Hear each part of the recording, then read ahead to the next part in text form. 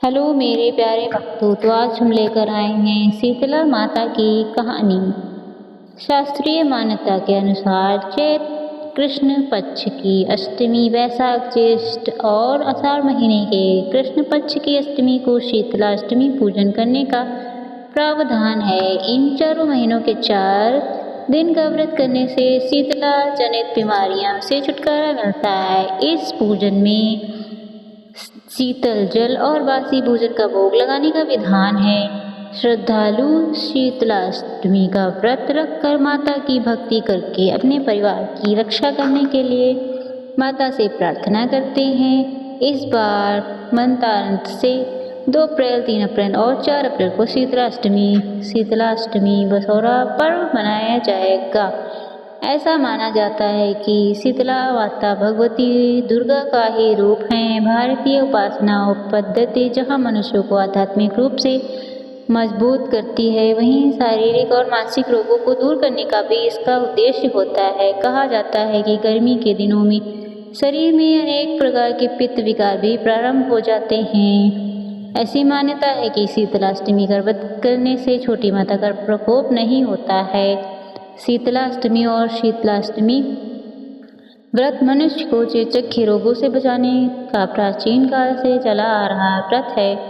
आयुर्वेद की भाषा में चेचक का ही नाम शीतला कहा गया है। अतः इस उपासना से शारीरिक शुद्ध, मानसिक पवित्रता और खान पान की सावधानियों का संदेश मिलता है। इस व्रत में अष्टमी के दिन कलश स्थापित कर माता का पूजन किया जाता है तथा प्रार्थना की जाती है कि चेचक, गलघोटू, बड़ी माता, छोटी माता, तीव्र दाह, दुर्गंध युक्त फोड़े, नेत्र रोग और शीतल जनित सभी प्रकार के दोष शीतला माता की आराधना पूजा करने से दूर हो जाएं। इस दिन शीतला स्त्रोत का पाठ शीतल जनित व्याधि से पीड़ितों के लिए हितकारी है। स्रोत में भी स्पष्ट उल्लेख है कि शीतला दिगंबर हैं, गर्दभ पर आरूढ़ हैं, सूप, मार्जनी और नीम पत्तों से अलंकृत है। इस अवसर पर शीतला माँ का पाठ करके निरोग रहने के लिए प्रार्थना की जाती है।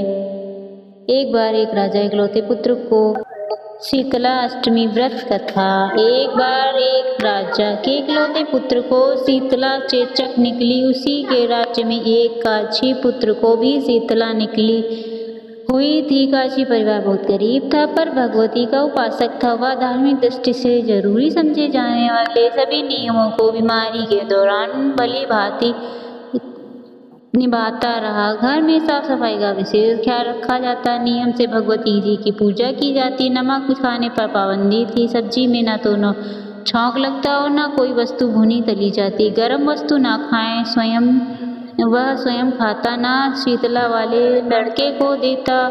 ऐसा करने से उसका पुत्र शीघ्र ठीक हो गया। उधर जब से राजा के लड़के को शीतला का प्रकोप हुआ था, तब से उसने भगवती के मंडप में शतचंडी का पाठ शुरू करवा रखा था। रोज हवन और बलिदान होते थे। राजपुरोहित भी ज्यादा सदा भगवती के पूजन में निमग्न रहते। राजमहल में रोज कढ़ाई चढ़ती, विविध प्रकार के गर्म स्वादिष्ट बनते, सब्जी के साथ कई प्रकार के मांस भी पकते। इसका परिणाम यह होता कि उन लजीज भोजनों की गंध से राजकुमार का मन मचल उठता। वह भोजन के लिए राजकुमार को जिद करता। एक तो राजपुत्र और दूसरे इकलौता, इस कारण उसकी अनुचित जिद भी पूरी कर दी जाती। इस पर शीतला को घटने के बजाय बढ़ने लगा। शीतला के साथ साथ उसे बड़े बड़े फोड़े भी निकलने लगे, जिनमें खुजली जलन अधिक होती थी।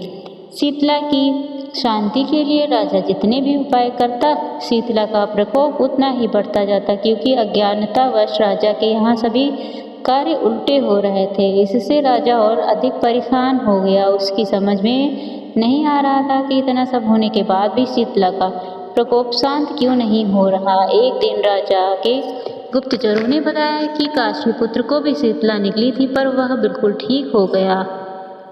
यह जानकर राजा सोच में पड़ गया कि मैं शीतला की इतनी सेवा कर रहा हूँ, पूजा के अनुष्ठान में कोई कमी नहीं, पर फिर भी मेरा पुत्र अधिक रोगी होता जा रहा है, जबकि काछी पुत्र बिना सेवा पूजा के ही ठीक हो गया। इसी सोच में उसे नींद नहीं आई। श्वेत वस्त्र धारिणी भगवती ने उसे स्वप्न में दर्शन देकर कहा, हे राजन, मैं तुम्हारी सेवा अर्चना से प्रसन्न हूँ, इसलिए आज भी तुम्हारा पुत्र जीवित है। इससे ठीक न होने के कारण यह तुमने शीतला के समय पालन करने योग्य नियमों का उल्लंघन किया। तुम्हें ऐसी हालत में नमक का प्रयोग बंद करना चाहिए। नमक से रोगी के फोड़ों में खुजली होती है। घर की सब्जियों में छौंक नहीं लगना चाहिए, क्योंकि उसकी गंध से रोगी का मन उन वस्तुओं को खाने के लिए ललचाता है। रोगी का किसी के पास आना जाना मना है, क्योंकि यह रोग औरों को भी होने का भय रहता है। अतः इन नियमों का पालन कर तेरा पुत्र अवश्य ठीक हो जाएगा। विधि समझाकर देवी अंतर्ध्यान हो गई।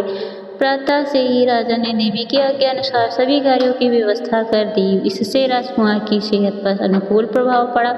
वह शीघ्र ही ठीक हो गया। इस दिन भगवान श्री कृष्ण और माता देवकी का विधि विधान पूजन करके मध्यकाल में सात्विक पदार्थों का भोग लगाना चाहिए। ऐसा करने से पुण्य ही नहीं मिलता, बल्कि समस्त दुखों का निवारण भी होता है। जय शीतला माता की। अगर आपको ये कहानी अच्छी लगे तो मेरी कहानी को लाइक और चैनल को सब्सक्राइब जरूर करिएगा। धन्यवाद।